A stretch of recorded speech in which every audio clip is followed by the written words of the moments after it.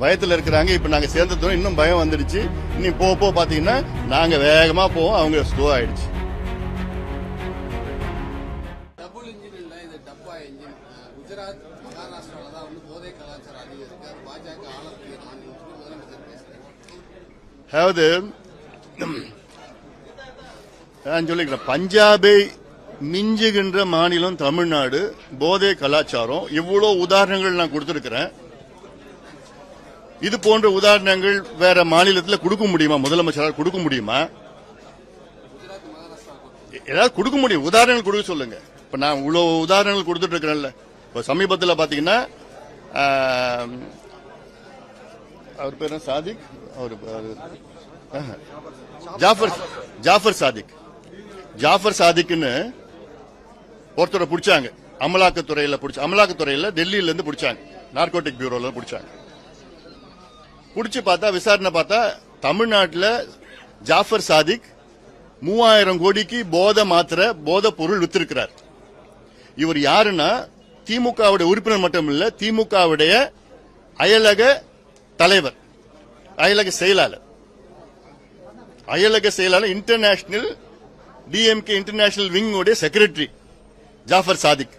இவர் எத்தனையோ சினிமா எடுத்திருக்கிறார், எத்தனையோ ஃபண்ட்ஸ் திமுக கொடுத்திருக்கிறார். இவர் தமிழ்நாட்டில் 3000 கோடி ரூபாய்க்கு போதை மாத்திரை வித்திருக்கிறார். இவரை பிடிச்சிருக்கிறார். இது போன்ற எவ்வளவு உதாரணங்கள் இருக்கு. இன்னைக்கு போதை கலாச்சாரம் நான் மட்டும் சொல்ல வேண்டாம், நீங்க ஊர்ல போய் கேளுங்க, ஆசிரியர்களை கேளுங்க, பள்ளிக்கூட ஆசிரியர்களை கேளுங்க, இந்த வார்த்தை கல்லூரி பேராசிரியர்களை கேளுங்க. பிள்ளைங்க போதையில வராங்க, என்ன நடக்குதுன்னே தெரியல, மோசமான கலாச்சாரம். ஆனா இது காவல்துறை முதலமைச்சர் ஸ்டாலின் கீழே இயங்கிட்டு இருக்குது. இவர் சும்மா பேருக்குன்னு அந்த மாநிலம் பொய்ய சொல்லது இவருக்கு தானே எல்லாம் சொல்லிக் கொடுக்கணுமா என்ன?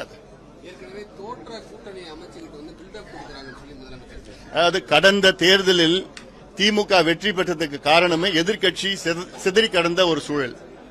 இன்னைக்கு எல்லாம் நாங்கெல்லாம் ஒன்னா வந்துட்டோம். இனி ஒன்னும் ஆக போறது கிடையாது. அதுக்காக திமுக ஆதரவுக்காக தான் மக்கள் ஓட்டு போடல. கடந்த தேர்தலில் எதிர்கட்சி சிதறி இருந்த சூழல்ல இன்னைக்கு எல்லாமே ஒன்னா சேர்ந்துட்டோம். அது இல்லாம திமுக 5 ஆண்டு காலம் ஒரு நரக ஆட்சி, மோசமான ஆட்சி, பெண்களுக்கு எதிரான போதைப் பொருட்கள் ஆட்சி, கஞ்சா ஆட்சி நடத்தி இருக்கிற திமுகவை மக்கள் தூக்கி எறிய முடிவு செஞ்சுட்டாங்க. எங்களுக்கு ஆதரவு மிகப்பெரிய அளவில் வந்துட்டு இருக்குது. அந்த பொறாமையில, அது மட்டும் இல்ல, அந்த பயத்துல பேச ஆரம்பிச்சுட்டா இன்னும் பேசுறாரு.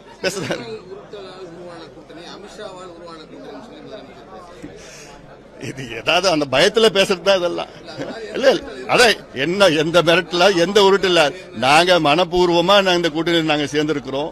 எங்க நோக்கமே, நாங்க சேர்ந்த நோக்கமே இந்த மோசமான ஊழல் செய்கின்ற, மக்கள் விரோத கஞ்சா விற்கின்ற திமுக ஆட்சியை வீட்டுக்கு அனுப்பணும், அகற்றணும். அந்த ஒற்றை கருத்துடன் தான் நாங்க சேர்ந்திருக்கோம் கூட்டணியில். இதுல யாரு மிரட்டல், யாரு உருட்டல்? ஆட்சியில பங்கு பெறுவோம் அப்படிங்கிற புத்தாண்டு வாழ்த்து செய்தியை சொல்லியிருந்தீங்க. அந்த நிலைப்பாடுல உறுதியா இருக்கீங்களா? கூட்டணி ஆட்சி அமையுமா? அதுக்கான இது அதிமுக தலைமையிலான கூட்டணி தமிழ்நாட்டில் இருக்கு. அதிமுக தலைமையிலான ஆட்சி நடக்கும். தேர்தலுக்கு பிறகு பாத்துக்கலாம். நல்ல வேகமா போயிட்டு இருக்குது. எங்களுக்குள்ள நல்ல ஒருங்கிணைப்பு இருக்கு. கூட்டணி கட்சிக்குள்ள நாங்கள் அன்றாடம் பேசிக்கிட்டு இருக்கிறோம்.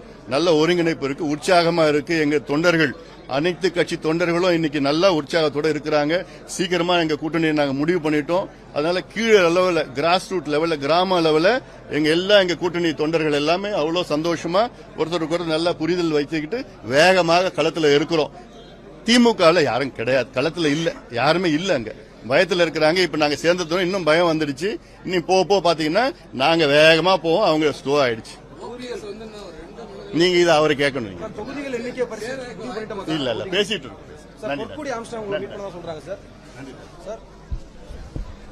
செய்திகளை உடனுக்குடன் தெரிந்து கொள்ள கீழ்கண்ட கேபிள் மற்றும் டிடிஎச் நெட்வொர்க்குகளில் எம்நாடு செய்தி தொலைக்காட்சியை காணுங்கள். பாதகம் செய்பவரை கண்டால் நாம் பயம் கொள்ளலாகாது பாப்பா. மோதி மிதித்துவிடு பாப்பா, அவர் முகத்தில் உமிழ்ந்துவிடு பாப்பா.